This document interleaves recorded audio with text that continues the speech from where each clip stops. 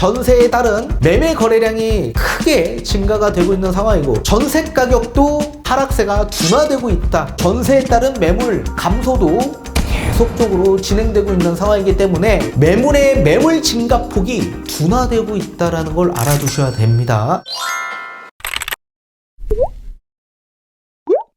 네, 안녕하세요. 반갑습니다. 이경민의 부동산 하이킥의 이경민입니다.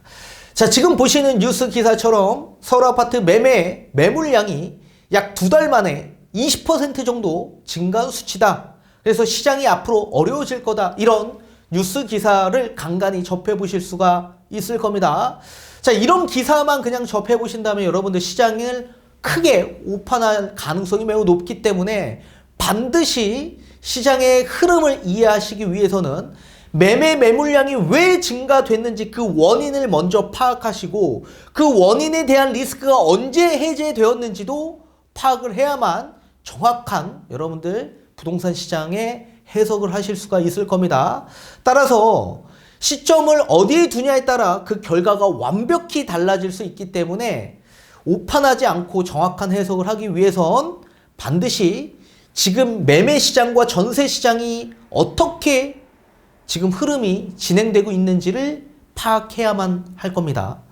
제가 조사한 결과 약 3월 1일부터 3월 26일 한 달도 되지 않는 시점에서 3% 정도밖에 증가가 되지 않은 상황입니다. 오히려 매물의 매물 증가폭이 둔화되고 있다는 걸 알아두셔야 됩니다. 자, 뒤에 통계 자료를 보면서 한번 살펴보는 시간을 가져보도록 하겠습니다. 자, 3월 26일 부동산 정보업체 아실에 따르면 이날 기준 중개사들이 매매를 위해 등록한 서울 아파트 매물 건수는 6만 399개로 집계가 되었습니다. 지난 1월 26일 서울 아파트 매물이 5만 100건이었던 것과 비교하면 2달 만에 약 20.6%가 증가한 수치로 나타났습니다. 자, 자치구별로 살펴보면 서울 광진구 아파트 매물이 1361개로 2달 전 대비 45.2%가 늘어나 가장 큰 증가폭을 보였고요. 그 외에도 강남구, 서초구, 중구 등의 매물 증가폭이 컸습니다. 집주인들이 매매를 위해 내놓은 서울 아파트 매물은 작년 10월 초 약 6만 개를 넘어선 뒤 꾸준히 감소해 1월 말 5만 개 아래로 내려온 뒤 다시 증가 추세를 보이고 있는 상황입니다.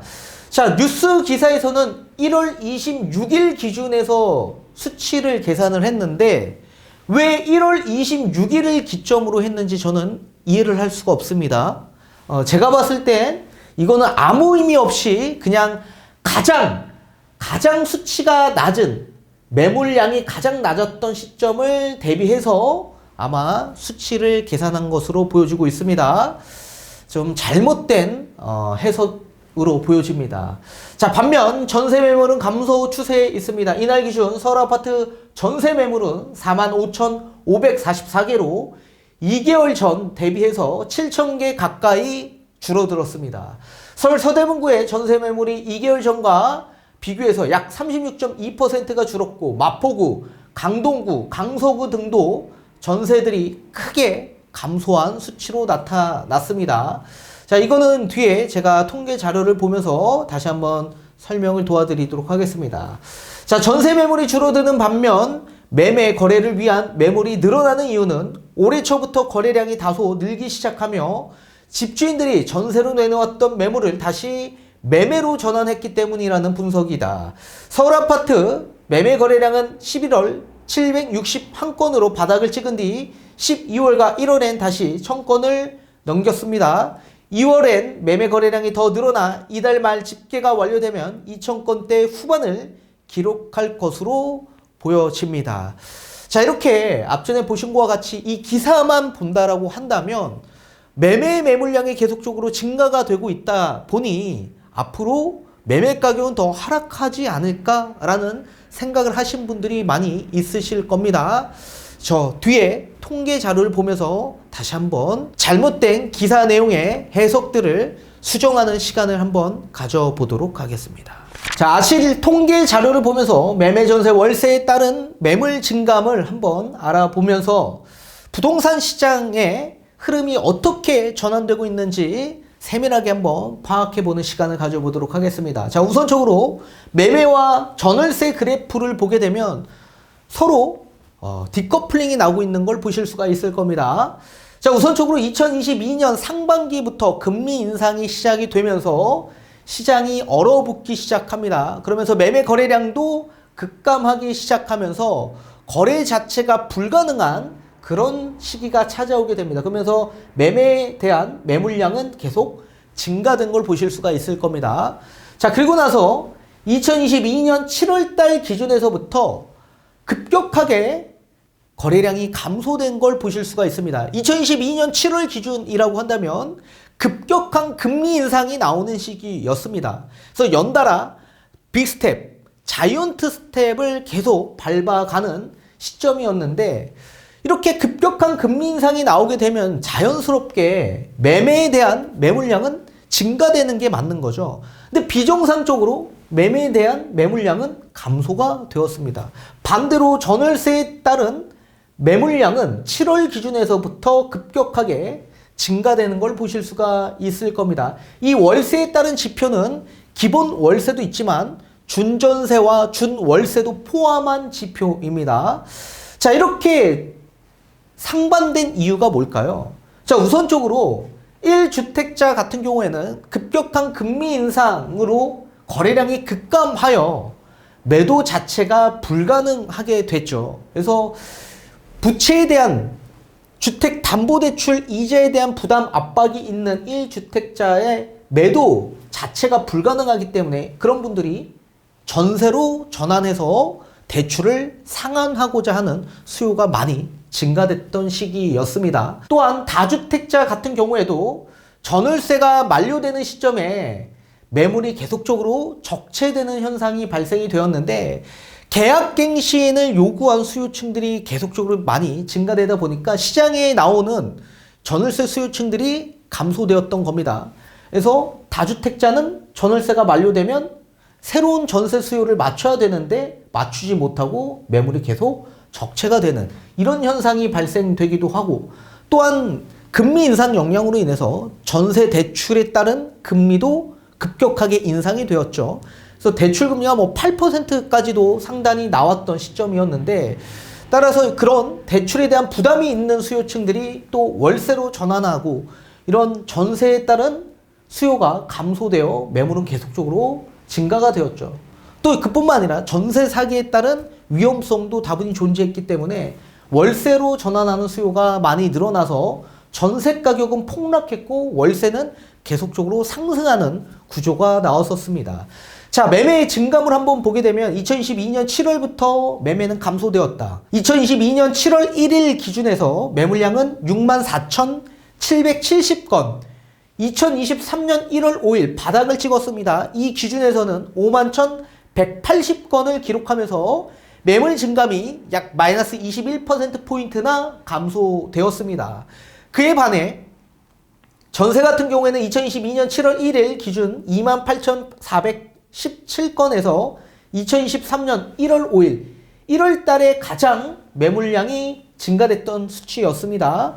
그 기준에 55,536건.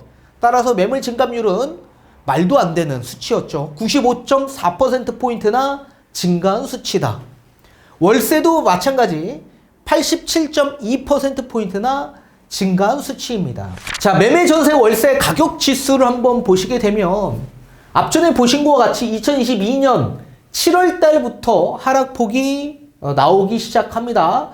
7, 8월 달에 하락폭이 나오면서 9월부터 본격적으로 급격한 하락폭이 커지게 됩니다. 월세 지표를 보게 되면 10월까지는 이제 상승 지표가 나왔고 11월부터 하락세가 이어지면서 하락을 계속적으로 하고 있죠.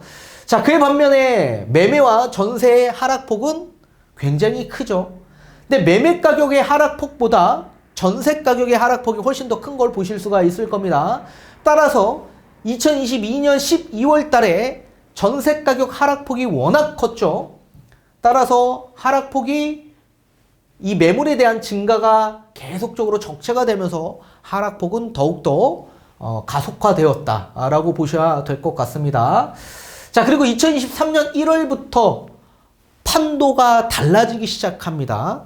2022년과 23년은 완벽히 달라지는 해이다.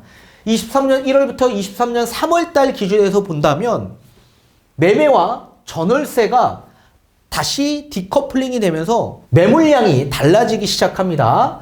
자, 매매의 매물량은 2022년 1월 기준에서부터 급격하게 또 증가가 되고 있는 상황이고, 반대로 전월세 같은 지표는 1월부터 본격적으로 감소하는 수치를 보실 수가 있을 겁니다. 자, 이렇게 감소하는 가장 큰 이유는 2023년 1월 3일 부동산 대책이 나오면서 모든 규제가 완화되었기 때문에 1주택자 같은 경우에는 이런 규제 지역에서 지금 전부 다 완화되어 대출을 받으실 수가 있었죠. 그래서 상급지로 큰 폭으로 하락된 상급지 아파트로 갈아타기를 시도하고자 하는 1주택 수요가 늘어났다. 그래서 본인이 가지고 있던 하급지 아파트를 매도함에 따라 매물이 계속적으로 적체되는 현상들이 발생이 되어 매매의 매물이 계속 증가되는 수치가 나오게 됐고, 다주택자 입장에서도 전세가 만기가 되기 이전에 매도를 우선적으로 먼저 계획하고자 하는 다주택의 수요가 많아졌습니다. 앞전에 보신 것과 같이 전세 가격이 폭락했기 때문에 그렇습니다. 큰 폭으로 폭락을 해서 현금 여력이 되지 않는 다주택자 분들이 대응을 하지 못하기 때문에 이 전세가 만료가 되기 이전에 매도를 계획하고자 하는 수요가 그만큼 늘어났기 때문에 그렇습니다. 그래서 전세에서 매매로 전환하는 수요가 늘어나서 전세의 매물은 감소되면서 반대로 매매의 매물은 계속적으로 증가되는 이 수치를 보실 수가 있게 됩니다.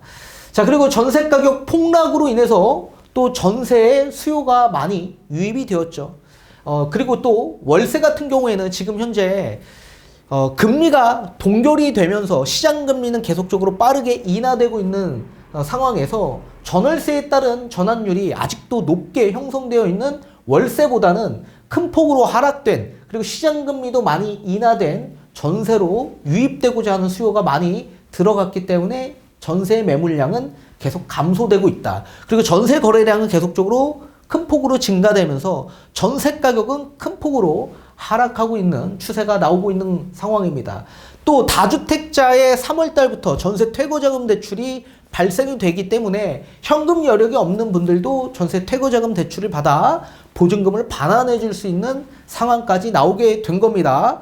자, 이렇게 보면 1월부터 매매에 대한 매물은 계속적으로 증감이 되면서 1월 5일 기준에서부터 3월 26일 현재 기준까지 약 매물 증감은 16.7%포인트나 증가된 수치입니다. 자, 그에 반면에 전세 같은 경우에는 동일한 시기 매물 증감은 마이너스 18.9%포인트나 감소되었다. 월세도 마찬가지 마이너스 18.6%포인트나 감소된 수치입니다. 따라서 전세에서 매매로 이동하고자 하는 수요가 많이 늘어난 그런 상황을 보실 수가 있을 겁니다. 자, 좀 더 디테일하게 세부적인 내용을 한번 보도록 하겠습니다. 2023년에서 판도가 완벽히 달라졌다고 했죠. 2022년 기준에서는 매매에 대한 매물량이 급격하게 감소되고 전월세의 매물량은 증가된 수치를 보실 수가 있었습니다. 근데 2023년이 되고 나서 그 판도가 180도 달라졌죠. 매매는 계속적으로 증가되고 전월세 매물량은 계속 감소된 수치를 보실 수가 있을 겁니다.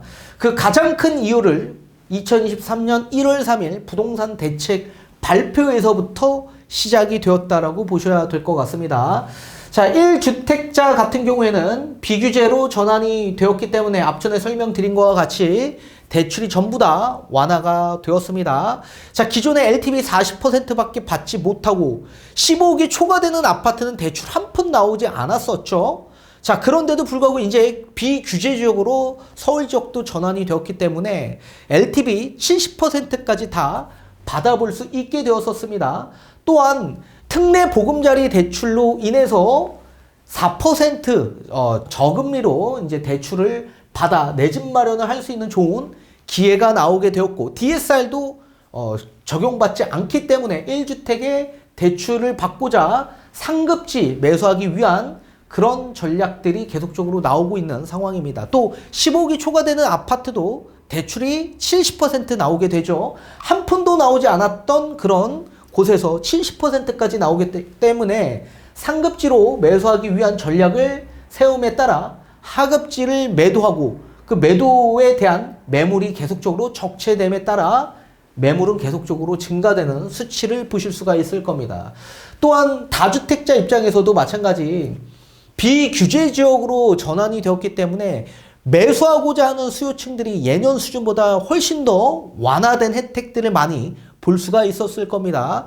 취득세도 물론 마찬가지 완화가 되었죠. 1주택자도 2주택이 되기 위해서는 기존의 8%의 중과를 받아보실 수가 있었지만 이제 비규제로 바뀌었기 때문에 기본세율로 취득이 가능해졌고 양도세도 기본세율 그리고 종부세에 대한 부담도 많이 완화되었죠. 따라서 서울의 비규제로 전환이 되어 매수하고자 하는 수요층들이 많이 유입이 되기 때문에 매도를 계획하고자 하는 수요층들이 많이 늘어났다. 또한 역전세 발생으로 인해서 앞전에 보신 것과 같이 전세 가격 폭락으로 인해서 역전세가 많이 발생이 되었죠. 현금 여력이 되지 않는 수요층들이 매도를 계획하는 그런 분들이 많이 증가가 된 시점이었었습니다. 그래서 전세 가격 폭락으로 인해서 전세로 들어오고자 하는 수요층들이 많이 늘어났던 시점도 또 맞물려서 전세는 감소된 이 수치를 보실 수가 있을 겁니다. 자, 2023년 1월 1일 이 매물량 기준에서 2023년 2월 28일 매물량 기준까지 매물의 증감률은 플러스 12%포인트나 증가한 수치입니다. 매물이 확대됐다. 반대로 전세 같은 경우에는 동일 기간에서 매물 증감이 마이너스 8.9%포인트나 감소한 수치를 보실 수가 있을 겁니다. 그에 반면에 월세 같은 경우에는 동일 기간 마이너스 11.5%포인트 감소되어 전세보다 월세로 들어오고자 하는 수요가 이 시점까지는 많이 증가되었다라고 보셔야 될 것 같습니다. 자, 제가 23년 1월 1일에서부터 23년 2월 28일 기준에서 이제 기간을 산정한 가장 큰 이유는 23년 1월 3일부터 이제 부동산 대책이 발표가 되면서 완벽하게 180도 시장이 바뀌게 되었고 또 3월달 기준에서부터 전세의 강세가 나오게 됩니다. 그래서 제가 3월 이전인 2월 28일까지 기간을 산정해 본 겁니다. 자, 그 이유가 있습니다. 2023년 3월은 다주택자에 따른 전세 퇴거자금 대출이 실행이 가능해졌던 시기였기 때문에 그렇습니다. 또한 규제지역 일대, 강남 같은 강남 3구 용산 지역 일대도 LTV 50%까지 다 받아볼 수 있게끔 LTV가 확대되어 대출이 완화된 시점이 3월이기 때문에 제가 앞전에는 2월 28일까지 기준을 삼았던 겁니다. 자, 그렇다면 3월 기준에서 한번 보게 된다면 1주택자 같은 경우에는 저금리로 대출을 받을 수 있는 그런 상황에 놓였습니다. 특례 보금자리 대출이 시행이 됐고 또 지금도 시중금리가 급격하게 많이 인하가 되었습니다. 기준금리는 3.5%로 동결이 되어 있는 상황이지만 지금 채권금리가 하락했고 코픽스 금리 또한 하락 시점에 계속적으로 나와 있기 때문에 시중금리가 하락되어서 4% 수준의 시중은행의 금리를 보실 수가 있을 겁니다. 또한 대안대출도 가능해졌죠. 그래서 이제 변동금리로 인해서 급격하게 대출에 대한 부담이 있는 분들은 대환대출을 하실 수가 있고 또 주택담보대출을 받아서 주택을 취득하고자 하시는 분들은 4% 정도의 저금리로 대출을 받아서 내 집 마련을 할 수 있는 분들이 많이 늘어났다라고 보셔야 됩니다. 자, 그리고 주택담보대출에 대한 금리 인하되었고 또 여기에 따른 금매가 계속 소진이 됐죠.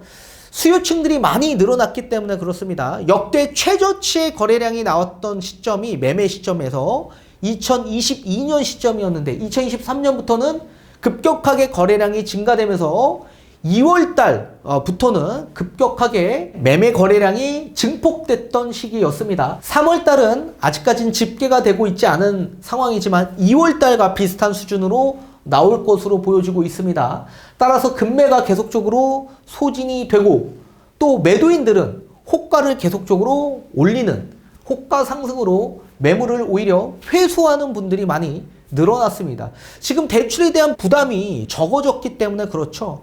지금 저금리 기조로 계속적으로 가고 있고 미국 금리도 마찬가지 지금 0.25%포인트 정도는 인상이 되어 있는 상황이지만 앞으로는 금리가 동결될 소지가 매우 높아지고 이제 멀지 않은 시기에 금리가 인하될 소지가 매우 높을 것으로 판단하는 수요층들이 미리 움직이고 있다라고 보셔야 됩니다. 그래서 매물을 회수하고자 하는 수요층들이 많이 늘어났고 따라서 매도인과 매수인의 가격 간극으로 인해서 관망세가 계속 지속되고 있는 상황입니다. 또 다주택자 입장에서는 지금 만약에 매도를 계획하시는 분들 입장에서는 6월 이전에 매도를 계획하고자 하는 수요층들이 아마 있으실 겁니다. 그나마 종부세 혜택이 완화가 되었지만 그래도 종부세를 내는 것보다 안 내는 게 훨씬 더 유리하기 때문에 6월 전에 매도를 계획하고자 하는 수요층들이 지금 계속 매도를 계획하고 있다. 그래서 매물이 증가되고 있는 상황이고 또 전세금리가 인하가 되고 있는 상황이죠. 또 전세 가격이 많이 폭락해져 있는 상황이기 때문에 전세의 거래량이 계속적으로 증가되고 있는 수치입니다. 전세금리도 상단 8%까지 상승했던 게 지금 현재 3% 수준까지 하락해져 있는 상황입니다. 그래서 저금리로 전세 수요층들이 월세가 아닌 전세로 들어오는 수요층들이 많이 늘어났다. 지금 월세 같은 경우에는 아직도 기준금리가 많이 높게 형성되어 있기 때문에 전월세 전환율이 높은 상황이죠. 그래서 전월세 전환율이 지금 높은 상황이기 때문에 저금리인 전세 대출을 받는 게 훨씬 더 유리하기 때문에 매물 감소가 전세보다 월세가 지금 현재 약세로 전환이 되고 있는 상황입니다. 자, 매매 증감을 한번 보게 되면 2023년 3월 1일 57,717건에서 2023년 3월 26일 59,728건 약 3.5%포인트 정도만 증가가 된 상황입니다. 예전보다 증가폭이 둔화된 걸 보실 수가 있습니다. 그죠? 앞전에 뉴스 기사에서 본 건 1월 25일 기준에서 3월 26일까지의 수치를 계산한 거죠. 마이너스 20%가 나온 겁니다. 1월 25일 기준에서 잡은 건 아마도 그 시점에 매물량이 가장 낮았던 수치였던 것으로 보여지고 있기 때문에 그 수치로 잡은 것 같습니다. 자, 그런데 이제 제가 잡은 거는 앞전에 얘기한 것처럼 3월달이 가장 중요한 수치라고 했죠. 지금 집값 하락세가 왜 나왔고 매매에 따른 매매 증감이 급격하게 증가된 가장 큰 이유로 다주택자의 전세에서 매매로 전환하는 수요층들이 많이 증가되었기 때문에 증가폭이 컸다라고 제가 말씀을 드렸었죠. 자, 그런데 이제 3월 1일부터 전세 퇴거자금 대출이 가능해졌기 때문에 구태여 매도를 계획할 필요가 없게 된 겁니다. 전세 보증금을 다시 반환해 줄 수 있는 여력이 생겼기 때문에 그렇습니다. 그래서 제가 3월 1일부터의 시점이 가장 중요하다라고 말씀을 드렸던 겁니다. 자, 전세에 따른 증감을 보게 되면 동일 기간 마이너스 10.7%포인트가 감소가 된 수치고 월세는 마이너스 8.4%포인트나 감소된 수치입니다.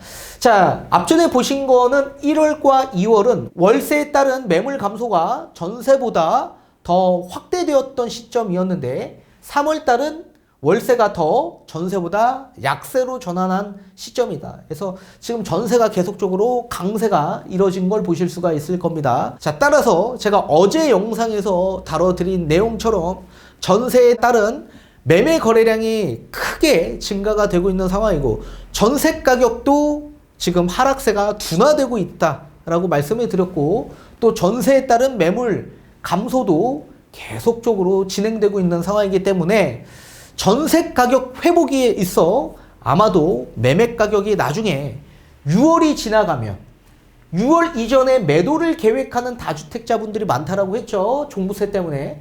그런데 만약에 6월이 지나가면 어쩔 수 없이 종부세를 또 내야 되는데 1년이라는 텀이 있기 때문에 다시 매물을 걷어들이는 다주택자분들이 분명히 있을 겁니다. 그렇다면 매매의 매물량은 다시 감소될 가능성이 높아 보입니다. 따라서 이제 앞으로 시장은 다시 3월 이후부터는 급변하는 시장에 놓일 거고 6월부터는 지금과 또 다른 시장이 찾아올 가능성이 있어 보인다라고 말씀을 전해드리고 싶습니다.